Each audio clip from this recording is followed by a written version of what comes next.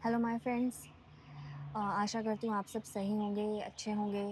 और आज मैं बात करूँगी पेन के बारे में और पेन की जड़ क्या होती है, आज हम उसके बारे में बात करेंगे। पेन जो है कोई प्लेज़र वाला फीलिंग तो नहीं है, एक्सपीरियंस नहीं है। हर कोई पेन को अवॉइड करना चाहता है क्योंकि पेन जब भी होता है वो पूरा आपका जो एक्सटर्नल वर्ल्ड में जो आपका अटेंशन होता है पूरा एक जगह फ़ोकस्ड हो जाता है। तो पेन आपसे डिमांड करता है कि आप फ़ोकस्ड होएँ। उसको महसूस करें।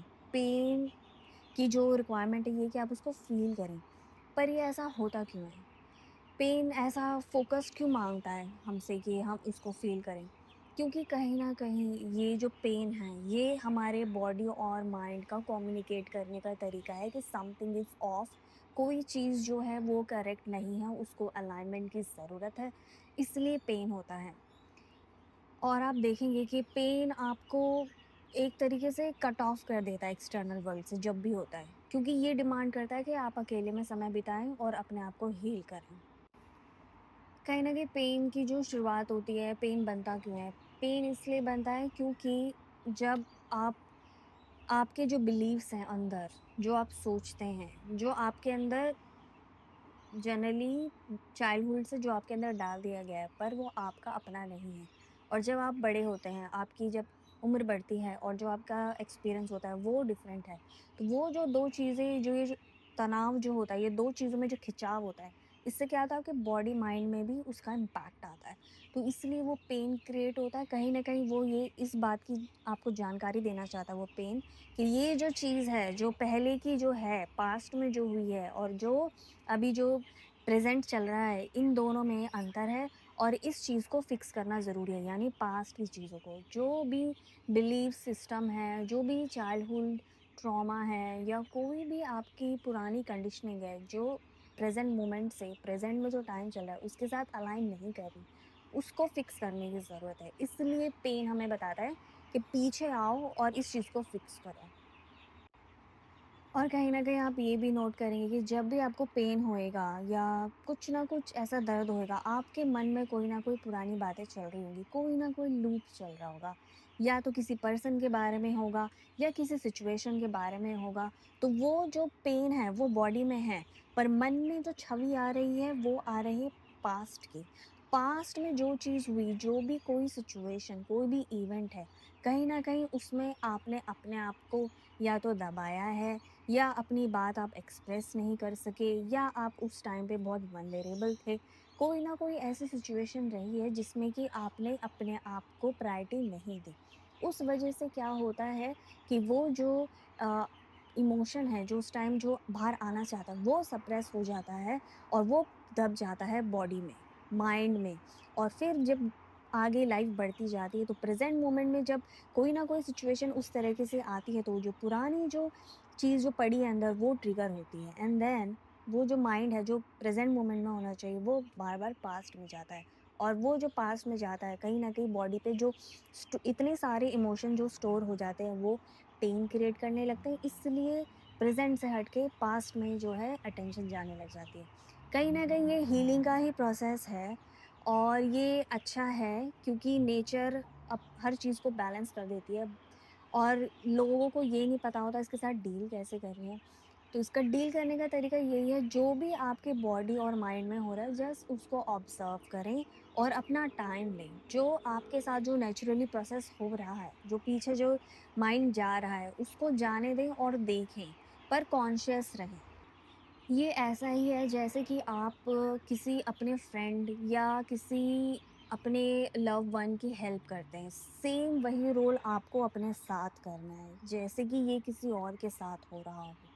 जब आप उस अप्रोच से चलते हैं, तो आप बेटर तरीके से सिचुएशन हैंडल कर पाते हैं और अपने आस-पास जो लोग हैं आपके, उनको बता पाते हैं कि मैं इस स्थिति से गुज़र रहा हूँ, ये गुज़र रही हूँ और मेरी को आप सपोर्ट करें या मेरे से उस तरीके का इंटरैक्शन ना एक्सपेक्ट करें जैसे कि पहले था। और अपना टाइम लें, कोई जल्दी नहीं है इसमें, कहीं न कहीं वो जो पुराने जो इमोशंस हैं, उनको वो टाइम नहीं मिला, जो जब उनको मिलना चाहिए था, तो अब वो पूरा अटेंशन आपसे माँग रहे हैं, क्योंकि अब वो उसकी अति हो गई है या तो ये आपका एक हीलिंग वाला जो प्रोसेस है वो शुरू हो गया है, जो कि बहुत अच्छी चीज़ है। इसको नेगेटिव लाइट में ना लें।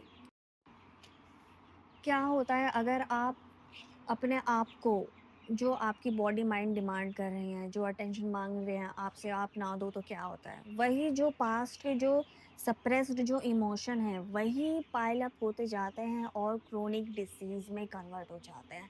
उससे आपका जो गट और ब्रेन का जो कनेक्शन है, बॉडी माइंड का जो कनेक्शन है, उसमें इम्पैक्ट होता है और आपका जो ब्रेन की फंक्शनिंग होती है, उसके ऊपर इम्पैक्ट होता है।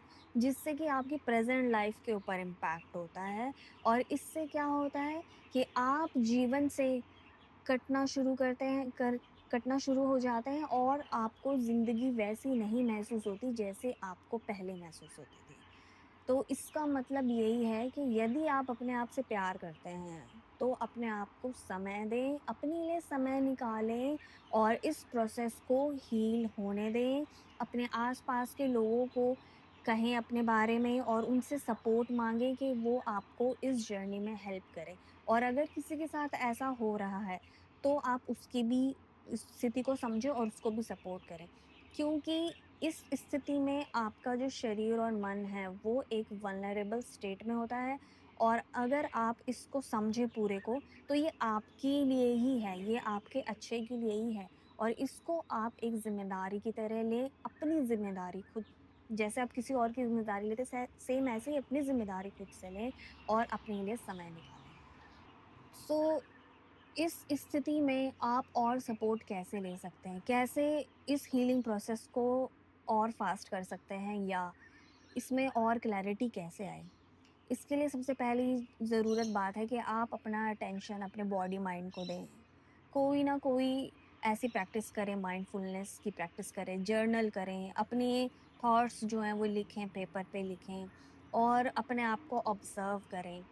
इसके अलावा कोई ना कोई मेडिटेशन या कोई ना कोई ब्रीदिंग प्रैक्टिसेस ज़रूर करें। इससे आपका जो बॉडी माइंड का कनेक्शन है वो स्ट्रांग होगा और आप बेटर तरीके से डील कर पाएँगे।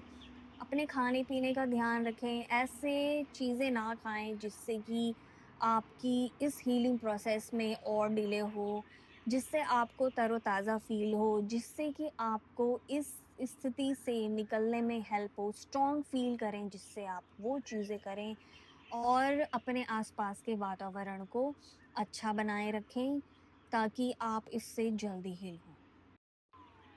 कोई ना कोई अपनी मनपसंद हॉबी या कोई ना कोई ऐसी क्रिएटिव चीज़ ज़रूर आप जॉइन करें।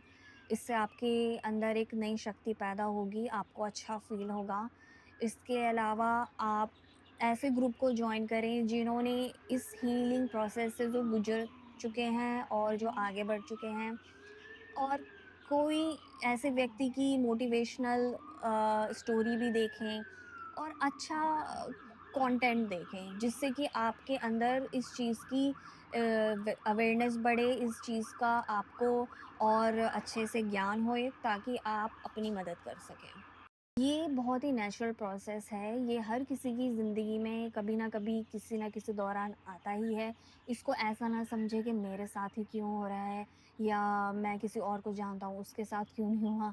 ये हर किसी की एक पर्सनल यात्रा है, इस कोई भी इसमें कॉम्पिटिशन वाली कोई चीज़ ही नहीं है।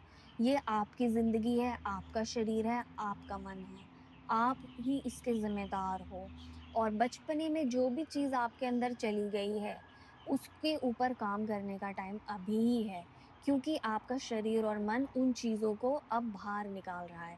जैसे जब हम कोई ऐसा खाना खाते हैं जिससे कि हमारा स्टमक जो है गड़बड़ हो जाता है और उल्टी करने का मन करता है, सेम ऐसा ही ये प्रोसेस समझें। उस उल्टी को ऐसा ना समझें कि ये मुझे रोकनी है या ऐसा करना है, ये सब नेचुरल प्रोसेस ही है हील होने के। तो जो आपके अंदर से आ रहा है उसको आने दें और अपने वातावरण को ऐसा बनाएं जो कि आपकी हेल्प करे। ये सच बात है कि ये जो समय होता है बहुत ही ऐसा समय होता है कि आप किसी को कितना भी बताएं तब भी आपको ऐसा ही लगेगा कि दूसरा वाले ने मेरी बात नहीं समझी, क्योंकि ये दर्द और ये जो पीड़ा का जो अनुभव होता है ये बहुत ही पर्सनल होता है। आप इसको किसी को दिखा नहीं सकते, किसी को बता नहीं सकते। ये आपके अंदर की ही एक ऐसी यात्रा है जो कि आपको ही करनी पड़ेगी। पर इसका मतलब ये नहीं है कि आप किसी की मदद ना लें और अकेले रहें, ऐसा बिल्कुल नहीं है। जब उस मोमेंट में आप बहुत ही दर्द और बहुत ही पीड़ा फ़ील करें, उस टाइम यही याद रखें कि जो भी कोई चीज़ है लाइफ़ में वो ठहरती नहीं है, उसको जाना ही होता है। अपने आप को रिलैक्स करें, छोड़ें और जो भी चीज़ हो रही है उसको देखें, बस उसको जाने दें, पकड़े नहीं किसी चीज़ को। और इसके अलावा यदि आपका कोई और सुझाव है और आप जानकारी शेयर करना चाहते हैं तो ज़रूर बताएँ, कमेंट में मुझे बताएँ।